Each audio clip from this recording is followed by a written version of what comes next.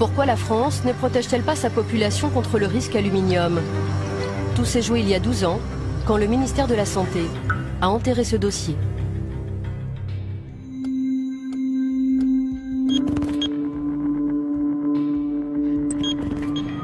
En 1998, une équipe épidémiologique de Bordeaux travaille sur la maladie d'Alzheimer.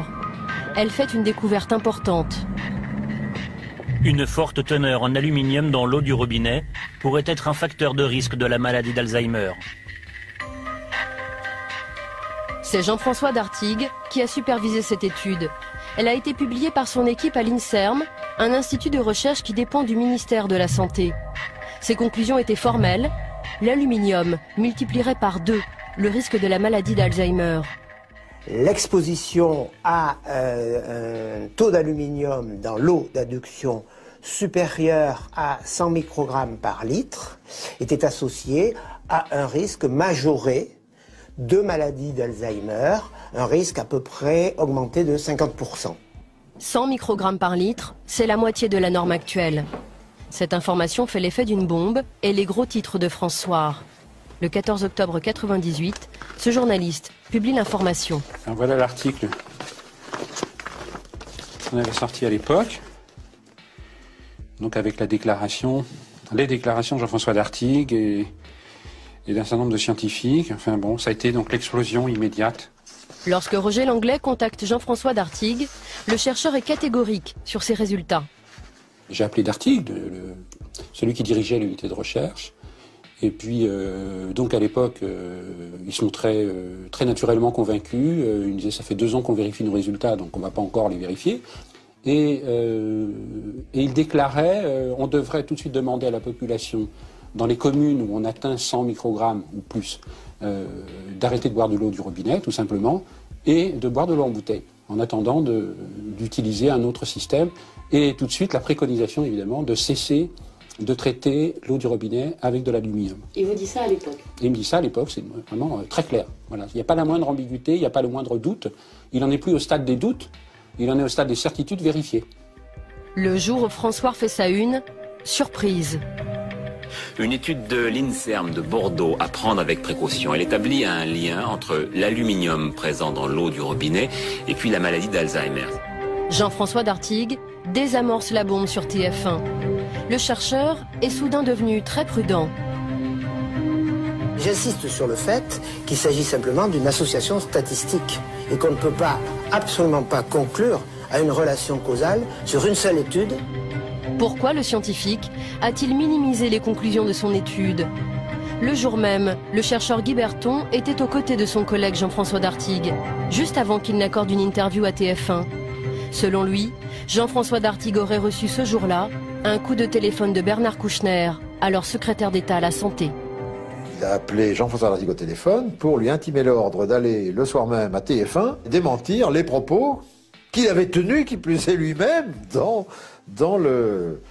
l'article, dans l'interview qu'il avait eu avec le journaliste de François et qui était rapporté dans l'article de François. C'est le ministre de la Santé qui l'appelle en Absolument. personne?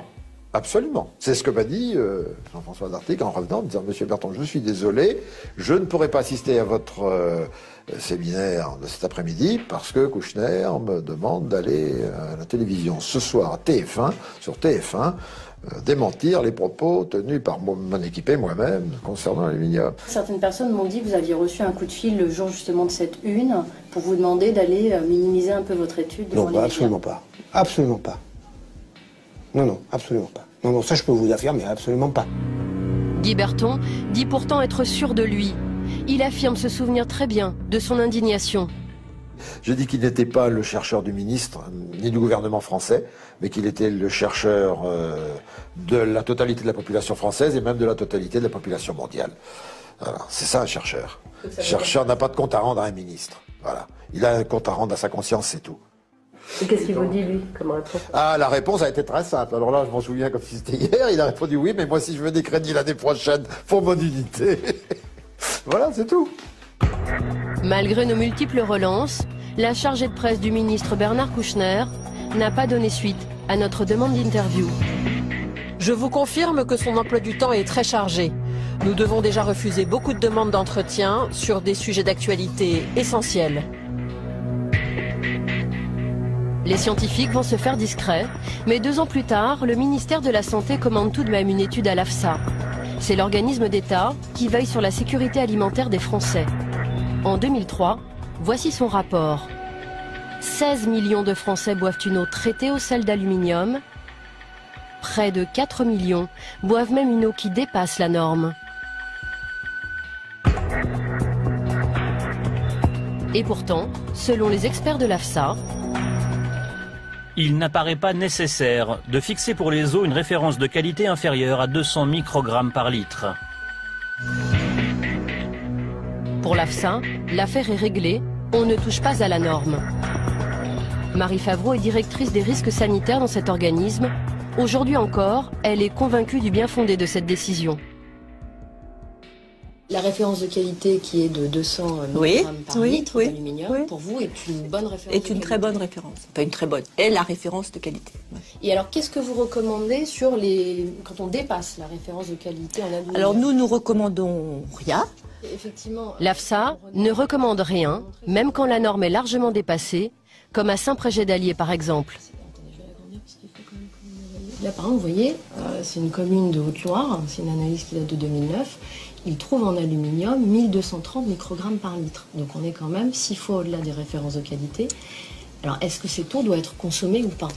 Je vous redis pour la dernière fois, je veux dire peut-être encore une fois de façon à être plus claire, que le rôle de l'AFSA, c'est de fixer ces fameuses limites de qualité et de les donner aux gestionnaires. Voilà. Son rôle ne va pas plus loin et ne peut pas aller plus loin. Mais est-ce que vous avez établi des recommandations sur les dépassements? Est-ce qu'on doit consommer ou pas en fait? C'est ça la question qu'on se pose. L'attaché de presse intervient.